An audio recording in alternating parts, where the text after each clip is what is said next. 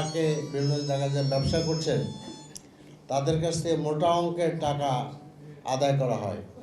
তো ব্যবসায়ীরা স্বাভাবিকভাবে ওই টাকাটা পণ্যের উপরে তারা আপনার ধরে এবং যার কারণে জিনিসের দাম বেড়ে যায়। জোর জবরদস্তি করে জিনিসের দাম কমানো যাবে না। যেহেতু কারণ বাজার আমার এলাকার মধ্যে পড়েছে, কাজে স্বাভাবিকভাবে আমি এটা অনুভব করেছি যে আমার কিছু দায়িত্ব আছে।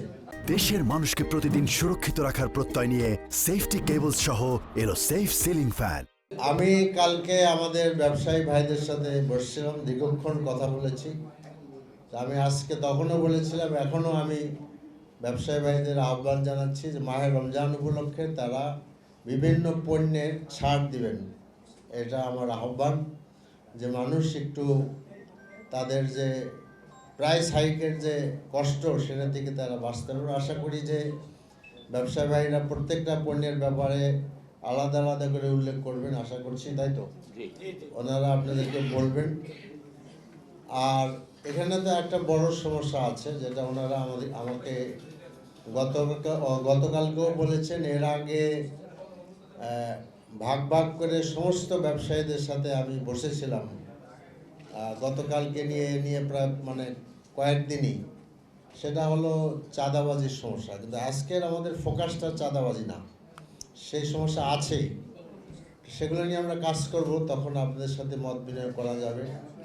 তবে আমার মনে হয় যে এই চাঁদাবাজির ইস্যুতে মিডিয়ার ভাইদের সহযোগিতা আপনারা আগেও করেছেন এবং এখনও এই সহযোগিতা কারণ বাজারের ব্যবসায়ীদের জন্য খুবই দরকার।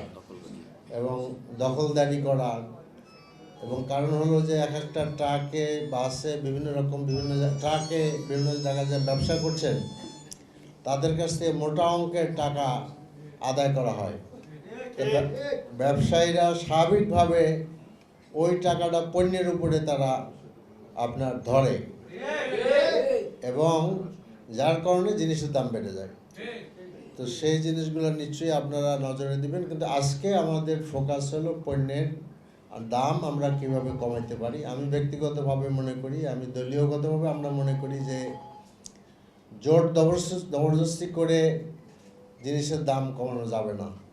আমাদের ব্যবসায়ীদেরকে যেসব কারণে জিনিসের দাম বাড়ছে সেগুলো দূর করতে হবে এবং I want to convince my brother যাতে করে তারা দাম কমান আর কি। আমি আশা করি তারা আমার ডাকে সাড়া দিবে না।